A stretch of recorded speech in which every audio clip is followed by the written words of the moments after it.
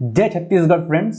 तो आज हम जो टॉपिक देखने वाले हैं वो है आपका एवरेज। टॉपिक का नाम क्या है? आपका एवरेज। तो आज हम यहाँ पर एवरेज देखने वाले हैं। एवरेज को अपन हिंदी में कहते हैं औसत।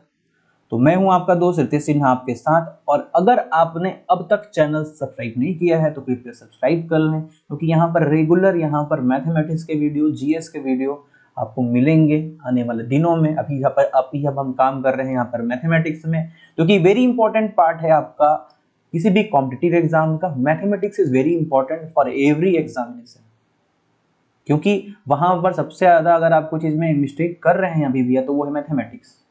आप देख सकते हैं अभी जो एग्जाम्स हुए हैं उसमें अगर आप कहीं गलतियां ज़्यादा कर रहे हैं तो मैथमेटिक्स ही है, उसके अलावा कुछ और नहीं है। तो आपको पूरा ध्यान इस बात पर रखना है। तो बिना देरी के हुए स्टार्ट करते हैं आज का टॉपिक औसत। तो ये नया टॉपिक है। इससे पहले भी हमने एलजेब्रा मतलब बीजगणित, एलसीएम, एचसीएफ, मिश्रण और एज रिलेशन जैसे टॉपिक हमने कर लिए हैं। उनके वीडियो मेरे YouTube चैनल में अवेलेबल हैं, तो आप लोग जाकर देख सकते हैं। उसमें भी मैंने प्रीवियस ईयर क्वेश्चन पेपर को ही कराया है। प्रीवियस ईयर क्वेश्चन पेपर को करना क्यों जरूरी है? क्योंकि यही से हमको पता चलता है कि एग्जाम में किस तरीके के क्वेश्चन एग्जाम में पूछे जाते हैं उस टॉपिक से। तो आप जब इन क्वेश्चन को कर लेते हैं तो अपने आप ही कॉन्फिडेंस एक डेवलप हो जाता है कि आप सारे क्वेश्चन को कर पाएं। तो यहाँ पर हम बिना देरी किए हुए टॉपिक को स्टार्ट करते हैं। तो सबसे पहले देखो, इस टॉपिक का, इस एवरेज का सिर्फ एक फॉर्मूला है और उन्हीं एक फॉर्मूले से सारे ट्रिक एंड ट्रिक्स बनते हैं। ठीक है, अगर आप उस फॉर्मूले को समझ गए तो आपका पूरा काम हो गया। ठीक है, औसत। ठीक है, औसत। औसत समझने से पहले एक वर्ड मैं आपके सामने लिखता हूँ, मोटा मोटी, है ना। मोटा मोटी बोलते हैं ना, गांव तरफ बोलते हैं, एक है ना, गांव तरफ बोलते हैं मोटा मोटी एक हिसाब ले लो, ऐसा तक वर्ड बोलते हैं, मोटा मोटी हिसाब ले लो। ठीक है, तो ये मोटा मोटी वर्ड मतलब क्या होता है? बेसिकली यही तो औसत है। ठीक है, क्या बोलते हैं, मोटा मोटी मान लेते हैं कि वो सब मिला करके 50 किलो रहा होगा, तो मोटा मोटी मतलब बेसिकली औसत की बात कर रहे हैं वो। ठीक है, चलो एक एग्जांपल लेते हैं। यहाँ पर देखो 5 इंसान है, इंसान नंबर 1, इंसान नंबर 2, 3, 4 और एक 5 लोग हैं। पहले का वेट मान लो 40 किलो, दूसरे का 50, तीसरे का 60, 70, इसका 80 किलोग्राम। अब आपको कहा जाए कि इन लोगों का एक एवरेज वेट बताओ, मतलब एक औसत इन लोगों का वेट कितना होगा, एवरेज वेट कितना होगा।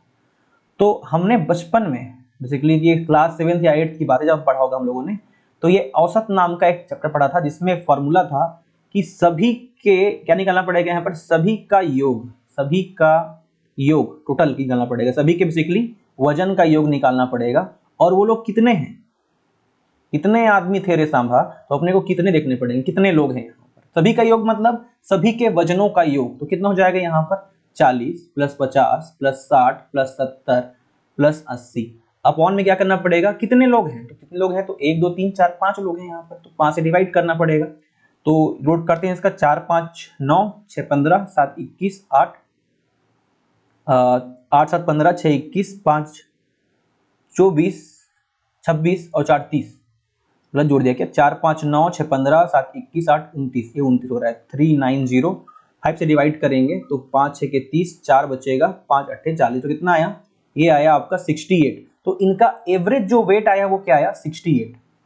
अब ये एवरेज वेट बोलने से क्या अर्थ है, जब हम एवरेज कह रहे हैं तब हम इसका भी वेट 68 ले रहे हैं, जिसका भी वेट हम 68 ले रहे हैं, इसका भी वेट हम 68 ले रहे हैं, इसका भी वेट को हम 68 मान के चल रहे हैं, और इसका भी 8 को हम 68 मान रहे हैं। यही मतलब है एवरेज का, कि हमने सबको इक्वल मान लिया है, सबको एवरेज ले लिया है।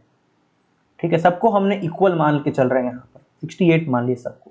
यही मतलब है यहाँ पर एवरेज का। अगर आपको इतनी बात समझ में आ गई तो आप पूरा एवरेज क्वेश्चन सॉल्व कर पाएंगे, क्योंकि इन्हीं कॉन्सेप्ट पर टिका हुआ है ये पूरा सवाल। ठीक है, अब भी यहाँ पर औसत वजन की बात कर रहा था, कहीं पर औसत मूल्य मिलेगा, कहीं पर कुछ मिलेगा। तो औसत एक नंबर है, उसे आगे मूल्य लगाओगे उसका मूल्य बन गया। बाकी ये नीचे वाला क्या है, नीचे वाला तो हमेशा नंबर ही होगा। देखो यहाँ पर आपको उसमें भी ध्यान देना है, यहाँ पर आपको ध्यान देना है इसकी यूनिट पर भी, तो आपका जो है क्वेश्चन गलत होने चांसेस कम रहेगा।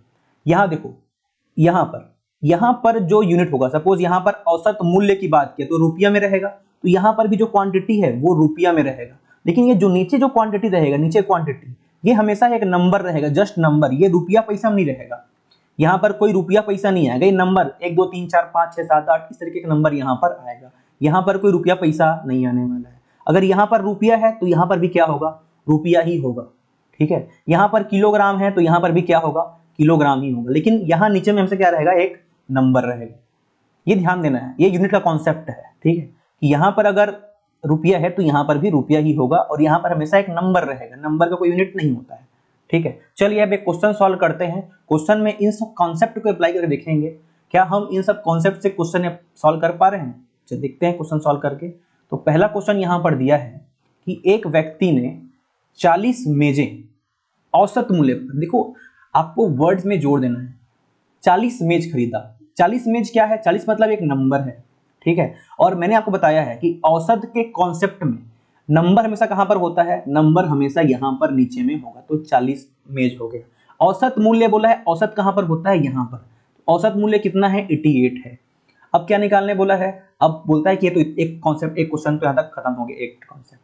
उसने अन्य 20 मेजें खरीदी और उसका जो औसत मूल्य था, 20 मेजें और खरीदा, अन्य ना अलग है, तो 20 मेजें और खरीदा और उसका जो औसत मूल्य था वो 106 रुपए था। तो ये यहां पर आएगा, है ना, यहां पर रुपया है, यहां पर रुपया है, तो यहां पर भी क्या आएगा, रुपया आएगा। ऊपर वाले कॉन्सेप्ट से यहां पर भी क्या आएगा, रुपया आएगा। ये नंबर है, ये भी नंबर है। बोला है कि सभी मेजों, मतलब ये 40 मेज और ये 60 मेज का मूल माध्य मूल ज्ञात कीजिए, ठीक है। क्या बोलते हैं, तो माध्य मूल ज्ञात कीजिए। तो पहले तो हम यहाँ पर ये वाला रुपया, मतलब कुल कितना रुपया लगा ये निकाल लेते हैं, और कुल कितना रुपया ये निकाल लेते हैं, ठीक है। फिर इसका माध्य निकाल लेंगे। तो यहाँ सॉल्व करने के लिए कैसा करना पड़ेगा, यहाँ पर मान लेते हैं क्वेश्चन मार्क मान लेते हैं, या फिर x मान लेते हैं इसको, और इसको बनवाई मान लेते हैं। यहाँ पर सॉल्व करेंगे कितना आ जाएगा, x इज इक्वल टू कितना हो जाएगा, 88 गुणित 40। अब तक आपने देखा होगा बुक में डायरेक्टली कर लेता था, इसको समझ में आया कहाँ से आया, इस तरीके से आया। तो 88 इंटू 40 करेंगे, 4 8 32, 2 हासिल 3, 32 3 35, तो कितना आ जाएगा, ये 3520 आ जाएगा रुपया। मतलब इसने कुल इतने रुपए का 40 मेज खरीदा। y इज इक्वल टू कितना आ जाएगा यहाँ से, तो यहाँ पर 0 12 हो जाएगा, और ये हो जाएगा 21, तो ये जाएगा 2120 रुपए का इसने जो है 20 मेज खरीदा। अब बोल रहा है कि औसत इसका माध्य निकालना है। कैसे निकालेंगे, पहले तो क्या करेंगे, पूरे को जोड़ देंगे। तो इसका क्या निकालना है, अपने को माध्य निकालना है कि कुल मिलाकर के उसने कितने में खरीदा, एवरेज। तो यहाँ पर क्या आ जाएगा, औसत निकालना है आपको। तो कुल कितना रुपए का खरीदा, तो 3520 प्लस 2120 अपॉन में कितना खरीदा, कुल मिलाकर के 40 और 20 60, तो 60 खरीदा।